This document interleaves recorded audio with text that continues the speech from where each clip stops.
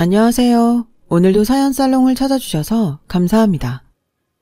2년 전 상처하고 친정 엄마와 살고 있는 30대 여성이에요. 엄마들이 흔히 하는 말 중에 하나가 내 인생을 책으로 엮으면 몇 트럭은 나온다는 소리죠. 그런데 살아보니 정말 그런 사연 하나 안 가진 엄마들이 없더라고요. 고작 44년 남짓 산 저도 인생 사연 몇 개는 가슴에 품고 사니 말이에요. 저희 집의 경우는 아빠 때문에 엄마가 가슴에 한을 품고 사셨어요. 저희 친정 아빠는 마치 빚쟁이처럼 엄마 인생에 빨대를 꽂고 사셨거든요. 가혹하리 많지 불행한 삶을 살아온 엄마를 생각하면 눈물이 날 정도예요. 하지만 얼마 전에 있었던 사건으로 조금은 위안을 삼을 수 있게 되었어요. 선한 끝은 있어도 악한 끝은 없다고 모든 게 순리대로 각자의 방향으로 잘 흘러갔거든요. 이제라도 모든 게 제자리를 찾게 돼서 얼마나 다행인지 몰라요. 우리 집은 평범한 집들과는 달리 복잡한 가족관계를 구성하고 있어요. 아빠, 엄마와 저, 그리고 남동생과 남동생의 엄마로 이루어져 있거든요. 남동생의 엄마는 소위 말하는 첩이었어요.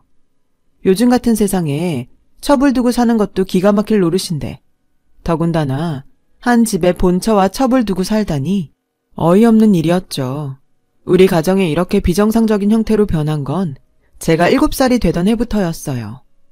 아빠는 늘 바쁘다는 핑계로 자주 외박을 하곤 했었는데 그날은 웬일인지 대낮에 집에 오셨더라고요. 옆에 젊은 여자를 동반한 채 말이죠. 여자는 가슴팍에 이불에 싼 갓난 아기를 안고 있었어요. 그 모습을 본 엄마는 손에 들고 있던 걸레를 떨어뜨렸고 그대로 주저앉아 넋이 나간 사람처럼 멍해졌죠. 아빠는 그런 엄마를 향해 말했어요. 오늘부터 이 사람이 안방을 쓸 거니까 방 정리 좀 해. 그리고 수정이 너 와서 인사해라. 오늘부터 우리 집에서 같이 살게 된 작은 엄마다. 여긴 네 남동생이고 작은 엄마 말씀 잘 들어야 돼. 어린 나이였지만 아빠 옆에 서 있는 여자가 내 작은 엄마가 아니라는 건 잘 알고 있었어요. 진짜 작은 엄마는 작은 아빠와 함께 미국에 살고 계셨으니까요. 그래서 이 아줌마는 작은 엄마가 아니야. 작은 엄마는 미국에 있는걸? 그랬더니 아빠가 버럭 화를 내시며 아빠가 그렇다면 그런 거야. 조그만 게 어디서 말대꾸야. 당신 애 교육을 어떻게 시켰길래 애가 이 모양이야. 아들도 하나 못 낳는 주제에 자식 교육도 이 모양이니 널 어디다 써먹냐. 이러니 집구석에 들어오기 싫지. 먹긴 놈이 성낸다고 아빠는 오히려 엄마한테 책임을 전가하며 당당하게 굴었어요. 아빠의 첩은 호랑이 등에 탄 여우처럼 아빠의 권세를 빌어 안방을 차지하고는 안주인 노릇을 해댔죠. 어린 제가 봐도 화가 났지만 엄마는 아무런 말도 하지 않았어요. 그때는 몰랐는데 엄마한테는 그렇게 할 수밖에 없는 이유가 있었더라고요. 그건 바로 친정 때문이었죠. 외할아버지는 아빠 회사에서 일감을 받아 공장을 운영하는 하청업체를 하고 계셨는데 당장 아빠 회사와 거래가 끊기면 온 식구가 길바닥에 나앉을 상황이었어요. 애초에 엄마가 아빠랑 결혼한 것도 아빠가 외할아버지 회사를 도와주기로 하고 강제로 한 거였죠. 외할아버지는 나이 많고 바람둥이로 유명했던 아빠한테 딸을 내주는 대신 남은 가족들을 건사하게 된 거예요. 일종의 갑과 을 관계였던 사위와 장인의 관계는 그 사이에 끼어있던 엄마의 결혼 생활에 지대한 영향을 끼칠 수밖에 없었어요. 그나마 그동안은 친할아버지가 나서서 아빠의 비행을 통제해 주시곤 했는데 갑자기 쓰러지신 이후로는 전처럼 큰 힘을 쓰지 못하셨어요. 회사 일에서도 물러나신 채 병상을 지키고 계셨으니까요. 마침 그 틈을 타서 친할머니와 아빠가 못된 짓을 벌였던 거예요. 네가 우리 집에 시집와서 한 게 뭐 있니? 아들 낳아 대를 잇기를 했냐? 네 남편 사업에 도움이 되기랬냐? 아들을 못 낳으면 네가 알아서 후처자리라도 알아봤어야지. 어떻게 네 자리 보전할 생각만 하고 살아? 후사를 못 잇는 여자는 그날로 소박을 맞아도 마땅하다만 그래도 그간에 정이 있으니 내치지는 않으마. 대신 귀한 손주를 낳아온 작은 애한테 평생 감사하고 살도록 해라. 혹여라도 조강지처 노릇한답시고 작은 애 가슴에 못질했다간 그날로 우리 집에서 내칠 줄 알아.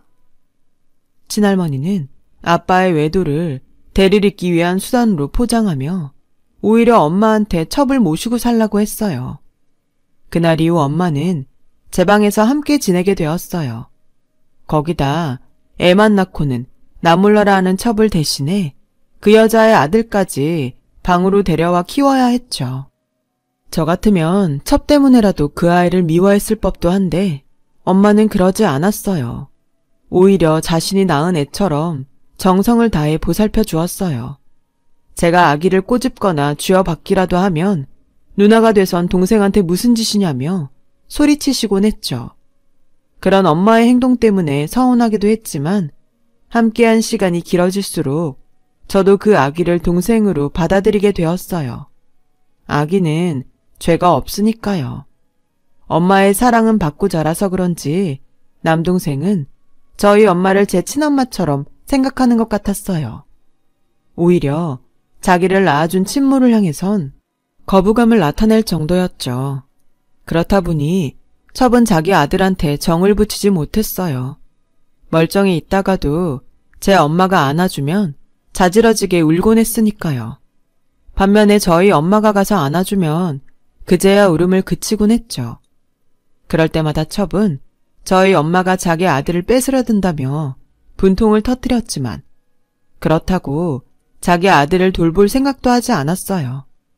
엄마 노릇은 뒷전이고 자기 몸을 치장하고 쇼핑을 하거나 툭하면 집에 사람들을 불러 화투판을 벌이기 일쑤였어요.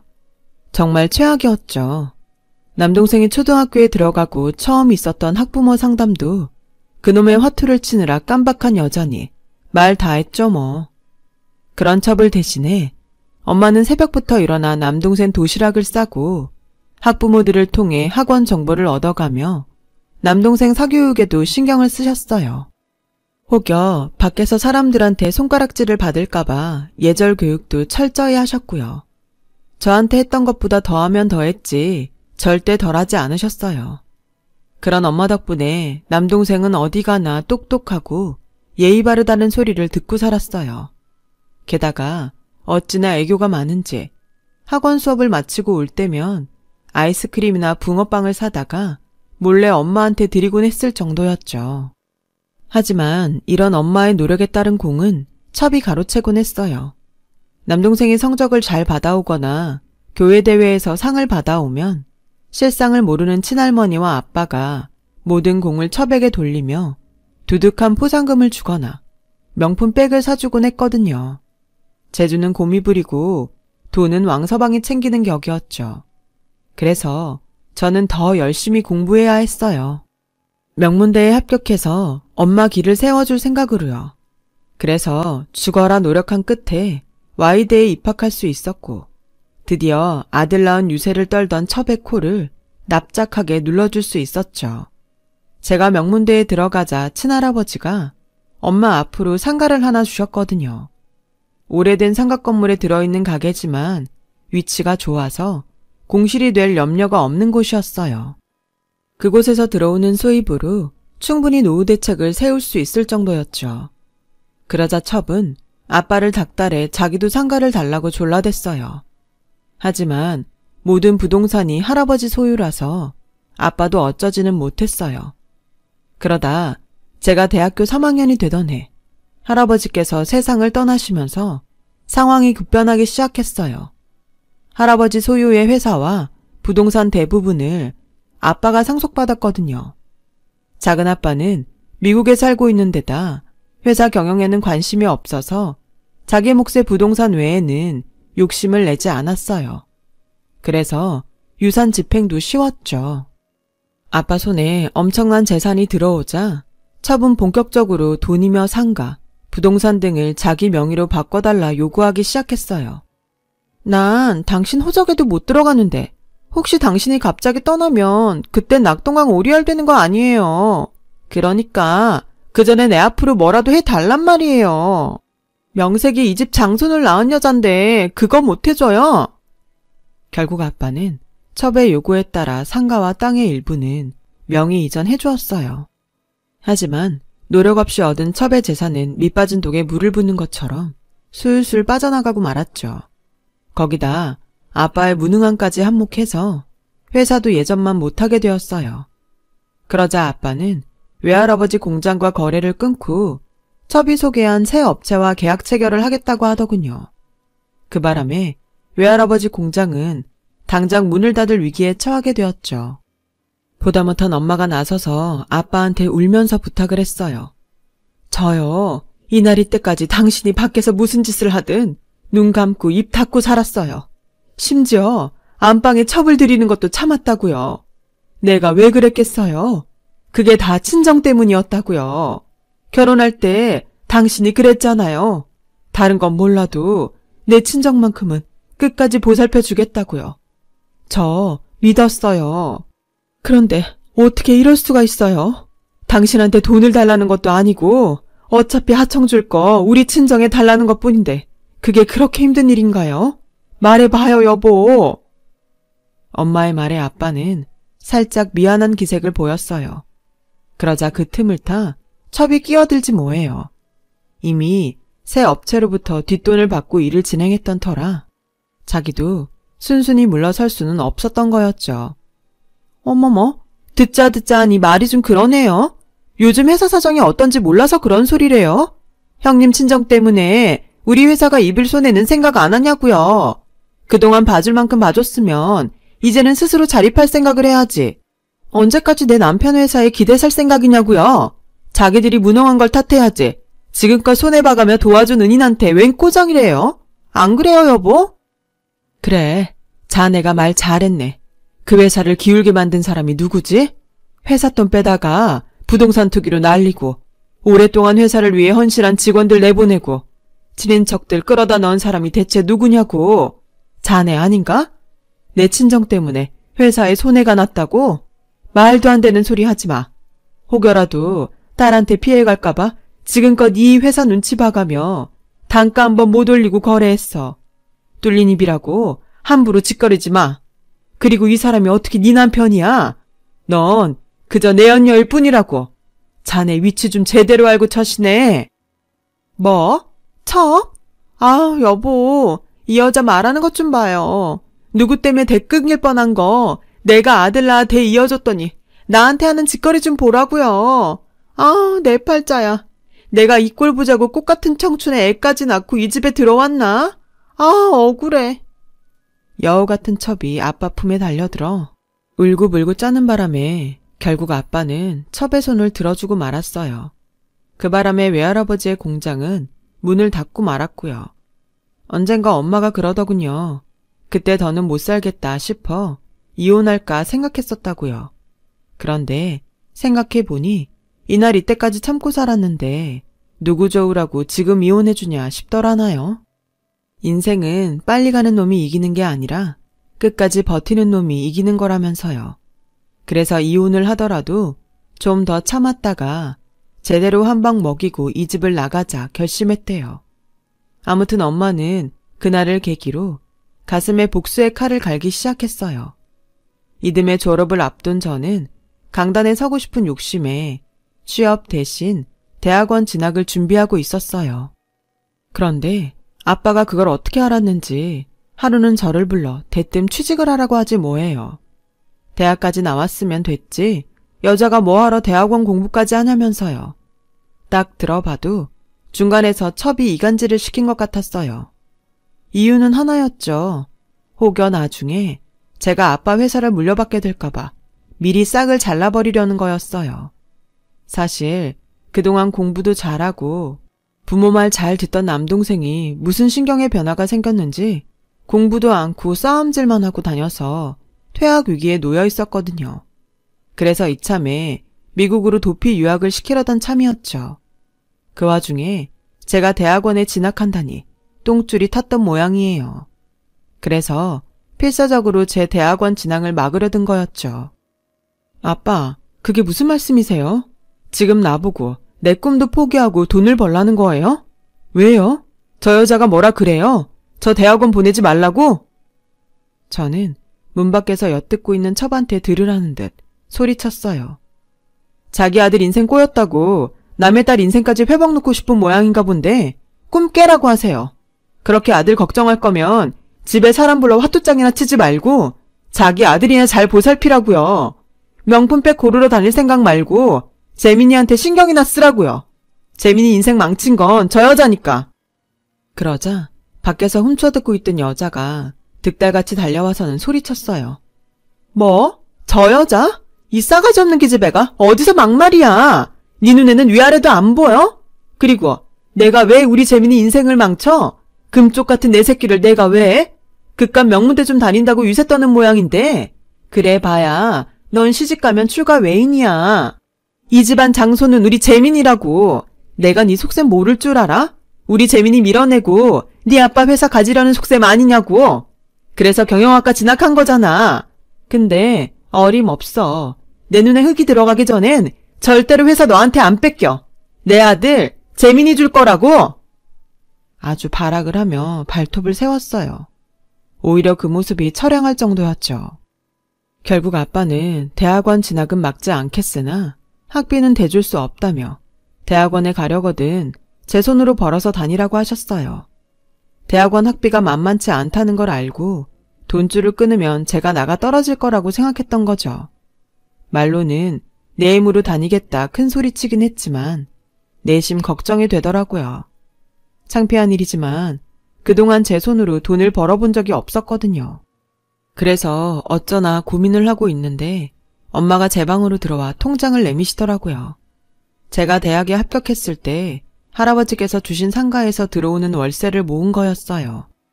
내 새끼 공부한다는데 말릴 부모가 어딨어? 이건 할아버지가 너 위해 주신 거니까 걱정 말고 공부에만 신경 써. 대학원도 가고 유학도 가.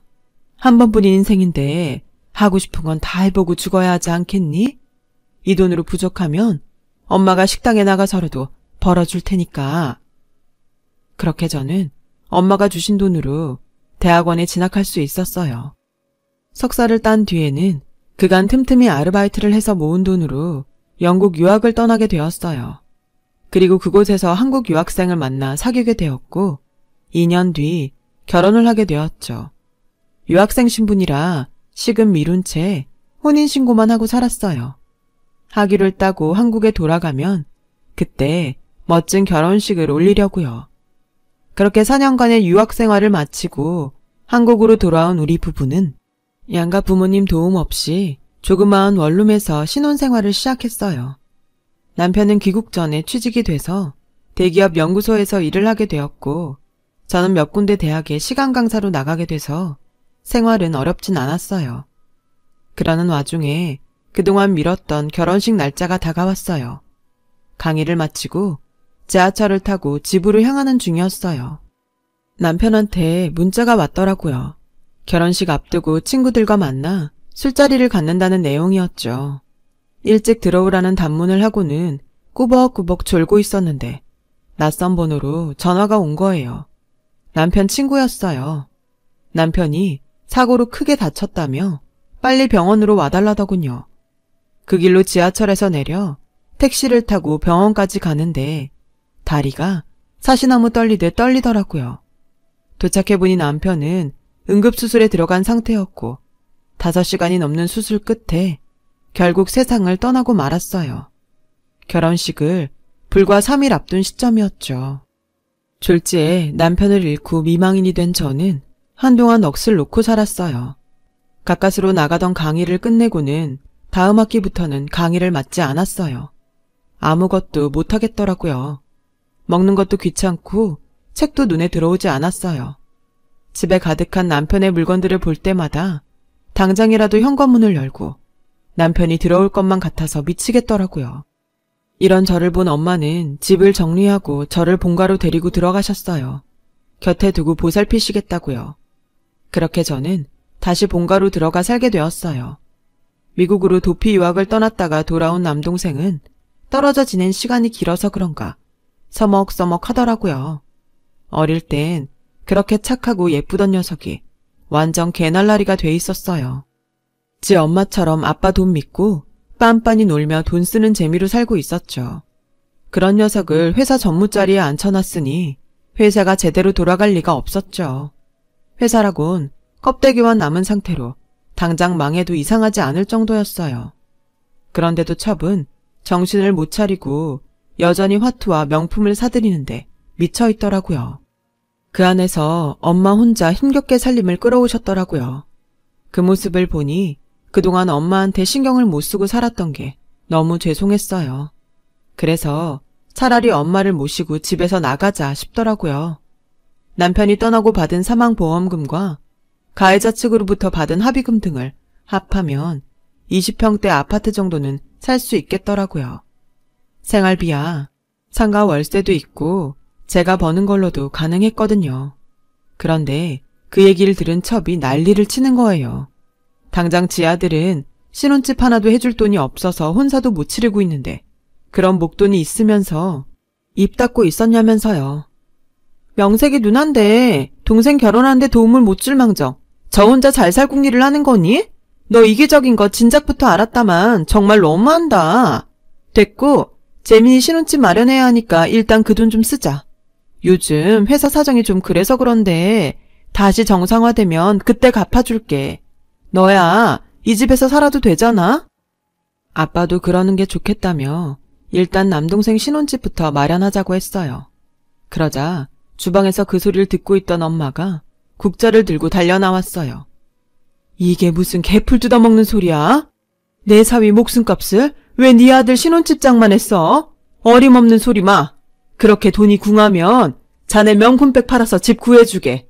내 사위 보험금은 꿈도 꾸지 말라고. 어머, 형님, 우리 재민이가 내 자식만 되나요? 이 집 장손이에요.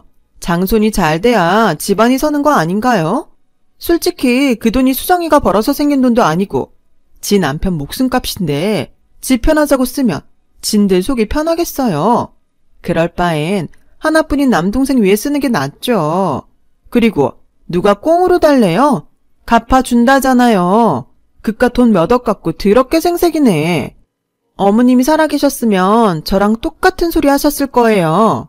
하긴 아들 하나 못 낳은 형님이 이런 마음을 알까? 그때였죠. 엄마가 손에 들고 있던 국자로 첩을 때리기 시작했어요. 그래 이년아. 내가 아들 못 낳은 죄로 이날 이때까지 네 꼴을 참고 살았다. 그런데 이제는 못하겠다. 재민이 불쌍해서 입 다물고 살려고 했는데 내 사위 목숨값까지 탐내는 인연을 보니까 그러기 싫어졌어. 장손이라고? 재민이가 이 집안 장손이라고? 웃기고 자빠졌네. 애비씨도 다른 애가 어떻게 이 집안 장손이 되냐. 재민이가 정말 내 남편 자식이라면 내가 이 자리에서 혀깨 물고 죽는다. 엄한 놈 씹에다가 멍청한 저 인간 등쳐먹고 산 주제에 어디서 끝까지 오리발을 내밀어. 뭐요? 아니 누가 그래요. 우리 재민이가 저 사람의 아니라고 누가 그러더냐고요. 내가 아주 입을 찢어버리려니까 누군지 대요. 재민이가 그러더라. 자기는 아빠 아들 아니라고. 그 착하던 애가 왜 갑자기 망나니가 됐는지 알아? 혈액형 보고 알았다더라.